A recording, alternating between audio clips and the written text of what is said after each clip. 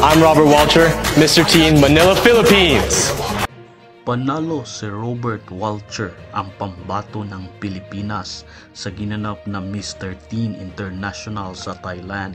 Si Robert na anak ng artista at beauty queen na si Patricia Javier ay 16 years old pa lamang. Liban pa dito, panalo din siya bilang Mr. Charming, Best Smile, Gold winner, Mr. Teen Sash Factor at People's Choice Award. Ang kanyang national costume ay gawa ni Don Cristobal ay tinawag na The Golden Eagle Warrior.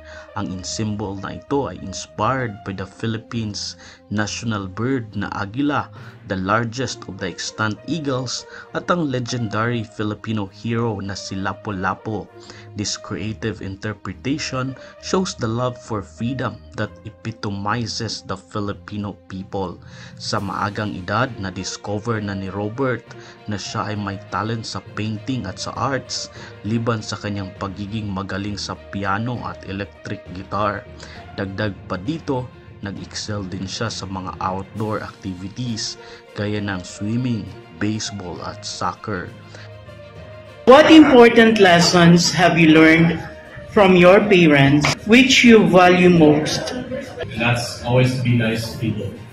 In Philippines, I believe that's ingrained in the culture to be nice to everyone. That's why I want to incorporate that in my life to also become a very nice person. Because if you're a nice person, nice things will come back. Kasalukuyang estudyante si Robert sa homeschool global. His personal advocacy is mental health awareness.